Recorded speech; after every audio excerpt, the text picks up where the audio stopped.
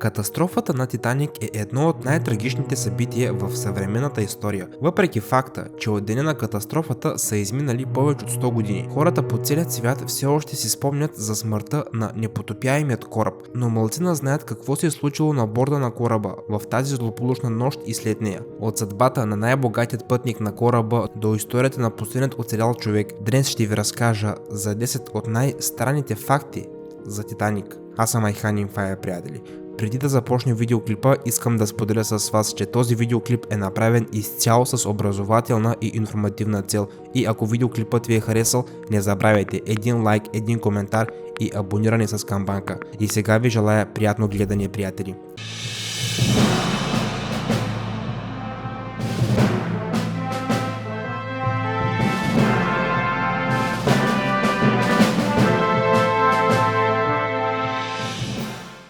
Търсене. Въпреки факта, че Титаник се смята за един от най-големите кораби, построени някога, търсенето на останките от кораба на дъното на океана е отнело 73 години. Океанското дъно е невероятно обширно, така че няколко мисии за търсене и спасяване са се върнали с празни ръце, след което властите са вдигнали ръце от случая и няколко десетилетия не са търсили кораба.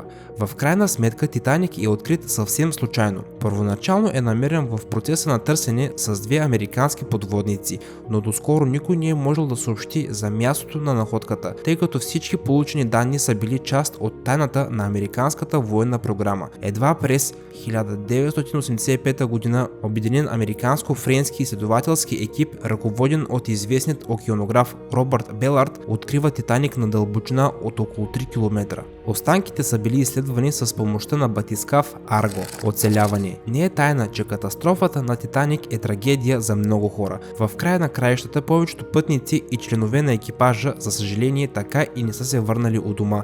Жертвите са били повече от 1500, докато само 712 са били спасени.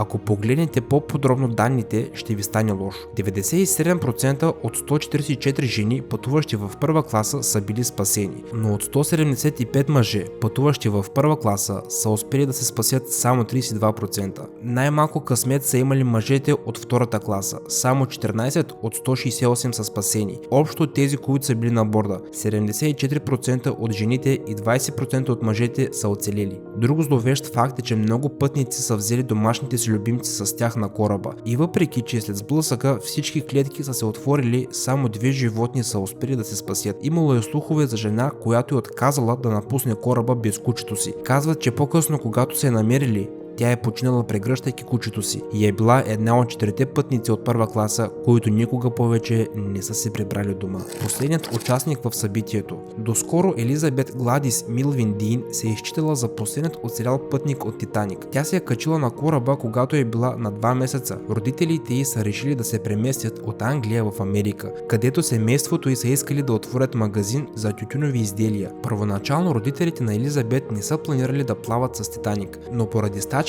на въглекопачите са нямали друг избор. Купили са билети за трета класа. На 14 април 1912 г. бащата на Елизабет е един от първите хора, почувствали тласъка от сблъсъка с айсберга. Той се е качил на палубата, за да разбере какво става, и веднага е усетил сериозността на ситуацията. Веднага е съобщил на жена си да съберат възможно най-бързо багажа си. Елиза, майка й, братята и сестрите й са оцелели, но баща й, за съжаление, не е успял. 97 години по-късно Елизабет е починала в старчески дом в Великобритания. През последните години издръжката на Елиза се е плащала от Леонардо Ди Каприо, Кейт Уинслет и Джеймс Камерън. Филмът за Титаник е по-скъп от кораба. Когато Джеймс Камерън все още не е бил известен по целия свят като режисьор на великолепният филм Титаник, той е снимал предимно научно-фантастични филми. През 1997 година, когато филмът е излязъл, той веднага е станал невероятно популярен по целия свят. Бързо е достигнал рекорд от 1,8 милиарда долара. Някои филмови експерти смятат Титаник за най-популярният филм в историята на киното, но и за снимането на филма струва много. Създателите на филма са споделили, че той струва 200 милиона долара. През 90-те години това са били просто невероятни пари. По отношение на днешните пари,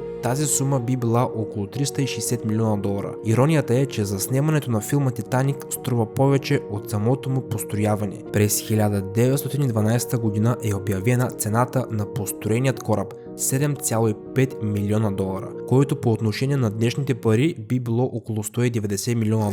Рекорд. Изненадващо, в деня на катастрофата Титаник е получил цели 6 предупреждения за наближаваща опасност. Той е смятан за най-големият кораб за своето време. В доковете в Саутхемптън, където са строили корабите, е трябвало да бъдат значително модифицирани, за да е можело кораб като Титаник да се побере и двата му по-малки братя Британик и Олимпик. Също така е трябвало частично да се възстановят всички пристанища, в които се е планирало да се влизат кораби гиганти. През 1934 година титлата за най-дълъг кораб се взема от пътническият круизен кораб Кралица Мери. През 1990 година е построен нов гигант, изпреварващ всички предишни. Днес най-големият кораб в света се счита за кораба Симфония на моретата. Също е пътнически лайнер Астор. Известно е, че Титаник като проект е имал много богати спонсори и покровители. Много от тях в последствие са купили билети за първото отплаване, сред които и американският бизнесмен Джон Джейкъб Астор IV, който е смятан не само за най-богатият пътник в Титаник, но и за един от най-богатите хора в света през тези години. По последни данни, състоянието на Астор е над $87 милиона. В наши дни, като се има предвид инфлацията, тази сума би била около $2,3 милиарда.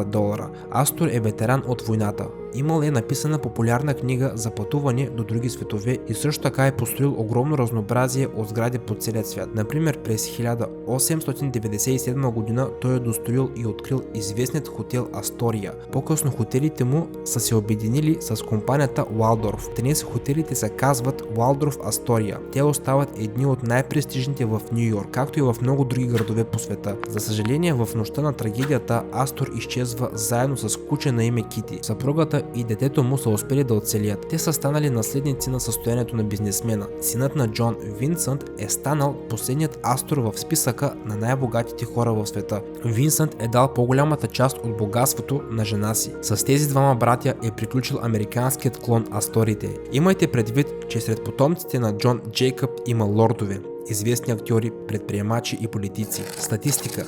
Дължината на Титаник е 269 метра, ширината е 28 метра, височината от водолинията до спасителната палуба е 19 метра. Журналистите го сравняват по дължина с 3 градски блока и по височина с 11-етажна къща. Общо 3500 пътници са можели да пътуват на Титаник, въпреки че през първото и последното отплаване са пътували само 2300, включително 13 двойки младоженци. Всяка спасателна лодка е издържала до 65 души, въпреки че на кораба е трябвало да има 65 такива лодки, в деня на катастрофата те са били само 20. Според достоверна информация, 712 души са били спасени тази нощ. Няма жертви. На следващата сутрин след трагедията, абсолютно всички вестници са започнали да публикуват съобщения за сблъсъка, но всички са били единодушни, никой не е почнал. Още от рано сутринта пред главният офис на Титаник са се струпали голямо количество репортери. Те са искали да знаят за происшествието и са поискали обяснение. Близките на пасажирите са били възмутени, след като са чули по новините,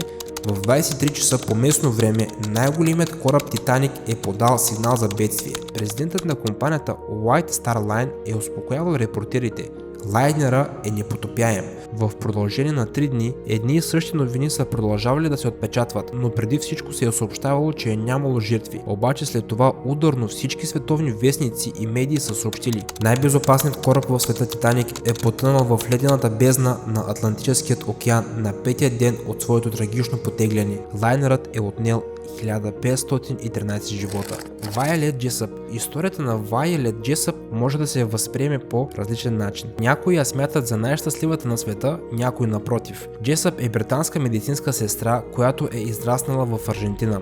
В годината, в която отплава Титаник, тя е приета като медицинска сестра и е още на 24 години. В момента на сблъсъка с айсберга Вайолет не е спала. Почти мигновено са я извикали, за да помогне на екипажа. Тя е наблюдавала как жените и децата се качват в спасителните лодки. 8 часа след сблъсъка Вайолет е станала една от малкото, които успяват да се спасят с пристигналият на помощ кораб Карпатия. Единственият кораб отзовал се на сигнала за помощ на Титаник. 4 години след трагедията, Вайолет отново е на служба на кораба, този път на брата на Титаник, а именно корабът Британик. Той също потъва в Егейско море заради взрив на мина. Корабът напълно е изчезнал под водата за 55 минути. Оцелели са само 30 души, от общо 1066, но Вайолет Джесъп отново е оцеляла. След това Джесъп се отзовава на кораба Олимпик, който също и претърпява корабокрушение, сблъсквайки се с друг кораб. Олимпик не е потънал, но все пак факта, че Джесъп се отзовала на трите нещастни кораба, звучи доста зловещо. Виновен. Британецът Фредерик Фли е станал популярен по тъжна причина.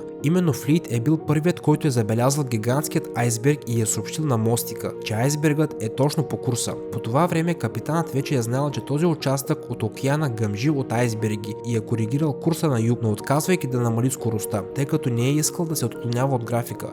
Фли или внимателно са наблюдавали курса, но видимостта е била много лоша. Самият Фли е твърдял, че не са успели да забележат айсберга, защото са нямали бинокли. Флит е чувствал за своя вина и отговорност за катастрофата на кораба. А долу в коментарите споделете, знаехте ли тези факти за Титаник? Би ми било интересно да чуя вашето мнение. Аз бях Айхан Инфая, приятели. Ако видеоклипът ви е харесал, не забравяйте един лайк, един коментар и разбира се абониране с камбанка. Очаквайте съвсем скоро много нови интересни видеоклипове.